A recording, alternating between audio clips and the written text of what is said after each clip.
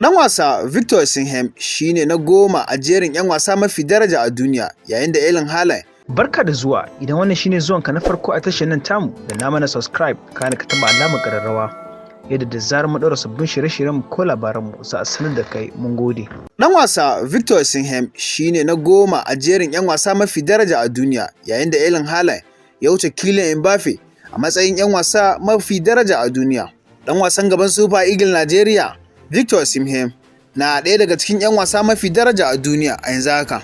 A cewar kafar yatsa labaran ƙwallon ƙafa ta kasuwanci ta Football Benchmark, ta fitar da jerin sunayen 'yan wasa mafi daraja a wannan watan. Erling Haaland a yanzu shine ɗan wasa mafi daraja, wanda aka kiyasta akan farashin euro miliyan 194, wanda yake a gaban Kylian Mbappe. Zuwa yanzu yake kan gaba a kusan dukkan jerin sunayen 'yan wasan. Ƙungiyar ƙwallon ƙafa ta Real Madrid ta zo da ƙarfi tare da Vinicius Junior a matsayin ɗan wasa na 3 mafi daraja akan euro miliyan 157. Na hudu shine Jude Bellingham, wanda ya zo akan euro miliyan 152. Kylian Mbappe, duk da ya kai wasan ƙarshe na gasar cin kofin duniya, ya sha gaban Erling Haaland, wanda ya fi zira ƙwallaye a manyan lig guda 5 na Turai, wanda ya fi zira ƙwallaye a gasar zakarun Turai, kuma ya lashe kofuna 3 a ƙarƙashin Koci Pep Guardiola. Ya kamata a lura cewa Mbappe ya riga ya kasance, duk da cewa yana da shekaru 24 kawai, ɗan wasa mafi tsufa a cikin 'yan wasa 10 da suka fi daraja a duniya. Erling Haaland mai shekaru 22,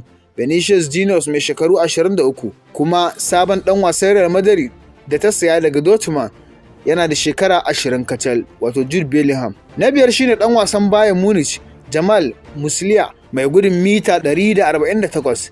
Sai Gavi mai shekaru 18 ya riga ya zama na 6 tare da darajar euro 140. Sai ɗan wasan Arsenal Bukayo Saka yana matsayi na 7 da euro 136 da euro miliyan 136. Sai ɗan wasan Manchester City Phil Foden wanda kimarsa ta kai euro miliyan 131. Sai na 8 Phil Foden shine na 8. Sai ɗan wasan Barcelona Pedri yana matsayi na 9 da kimar euro miliyan 129. Sai ɗan wasan Najeriya kuma Victor Osimhen shine wanda yake da kimar euro miliyan 118, wanda shine ya zo a jerin 'yan wasa 10. Ita ga ƙungiyar ƙwallon ƙafa ta Liverpool ba za ta sayar da Luis Diaz ba.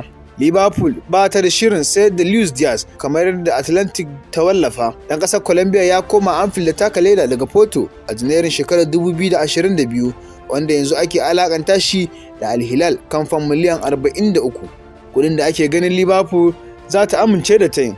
Tuni Liverpool ta baiwa ɗan ƙwallon riga mai lamba 7, wadda take fatan zai taka rawar gani a kakar shekarar 2023 zuwa 24, wanda ya fama da jinya a kakar da ta wuce.